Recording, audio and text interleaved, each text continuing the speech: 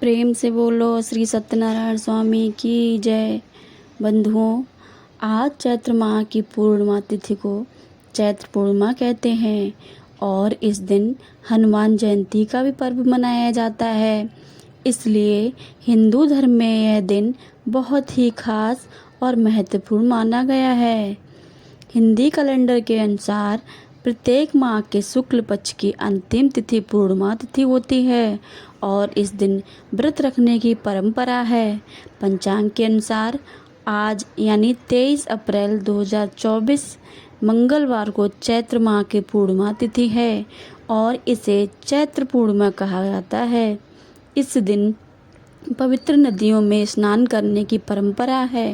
साथ ही स्नान के बाद दान करना भी शुभ माना गया है। चैत्र माह पूर्णिमा के दिन भगवान श्री हरि विष्णु के सत्यनारायण रूप स्वरूप का पूजन किया जाता है। साथ ही माँ लक्ष्मी जी की उपासना की जाती है। इस दिन व्रत रखें तो पूजा के बाद व्रत कथा अवश्य पढ़ें या सुनें। अब सुनाती हूँ चैत्र पूर्णिमा व्रत की कथा।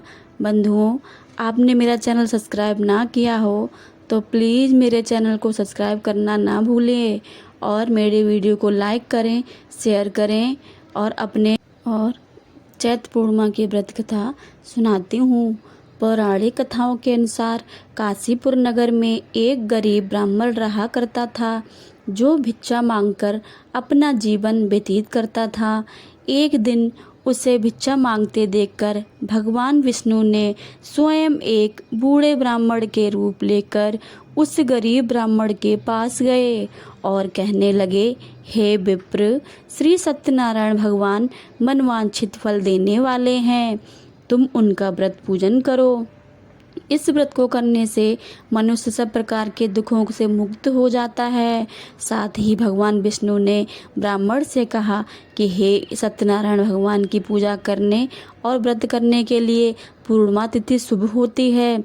इस उपवास के लिए केवल भोजन ना करना ही व्रत नहीं होता, बल्कि इस दिन मनुष्य को अपना हृदय में शुभ विचार रखने चाहिए।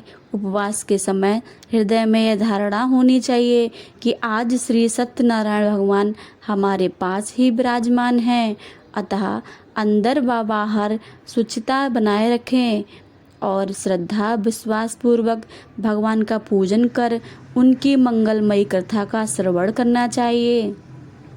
श्री सत्यनारायण के कथा के अनुसार पूर्णिमा तिथि के दिन व्रत पूजन करना मानव जाति का समान अधिकार है।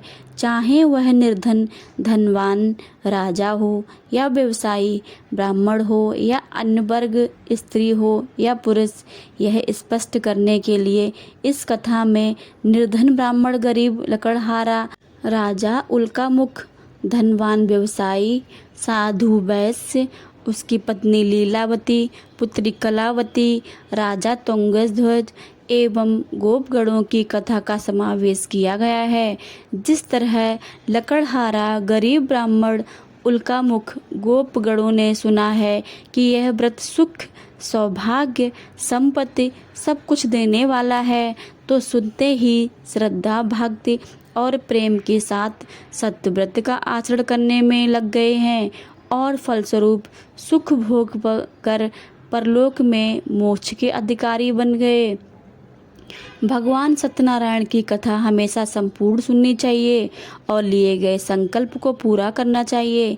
एक साधु वैश्य ने भी यही प्रसंग राजा उल्कामुख से सुना, किंतु उसका विश्वास अधूरा था और श्रद्धा में कमी होने के कारण उनके मन में प्रण लिया कि संतान प्राप्ति पर सत्यव्रत पूजन करूंगा। सत्यनारायण भगवान की पूजा के प्रभाव से उसके घर में एक सुंदर कन्या का जन्म हुआ। पत्नी ने उसे व्रत का याद दिलाया तो उसने कहा कि कन्या के विवाह के समय करेंगे। समय आने पर कन्या का विवाह भी हुआ, किंतु उस वैश्य ने व्रत नहीं किया। फिर एक साहूकार अपने दामाद को लेकर व्यापार के लिए शहर चला गया। उस दिन दोनों को चोरी के आरोप में राजा चंद्रकेतु ने कारागार में डाल दिया गया। इतना ही नहीं, साहूकार के अपने घर में चोरी भी हुई और पत्नी लीलावती व पुत्री कलावती भिक्षा व्रत के लिए विवश हो गईं। एक दिन कलावती ने किसी घर में सत्यनारायण का पूजन होते देखा और घर में आकर माँ को प्रसाद दिया। तब माँ के अगले दिन श्रद्धा से व्रत पूजन कर भगवान और दामाद के शीघ्र वापस आने का वरदान मांगा।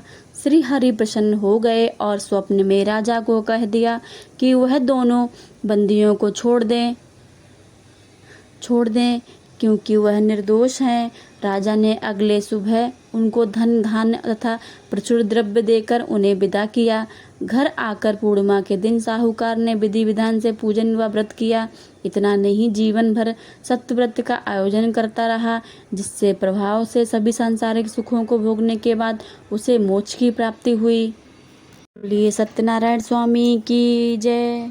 अगर मेरी वीडियो पसंद आई हो तो वीडियो को लाइक करें, अपने दोस्तों के साथ शेयर करें और अगर पहली बार चैनल पे आए हैं तो चैनल को सब्सक्राइब करना बिल्कुल मत भूलिएगा और बेल आइकन को ज़रूर ही दबा लेंगे ताकि नई वीडियो जो भी अपलोड करूं मैं वो सबसे पहले आपके पास पहुंचे।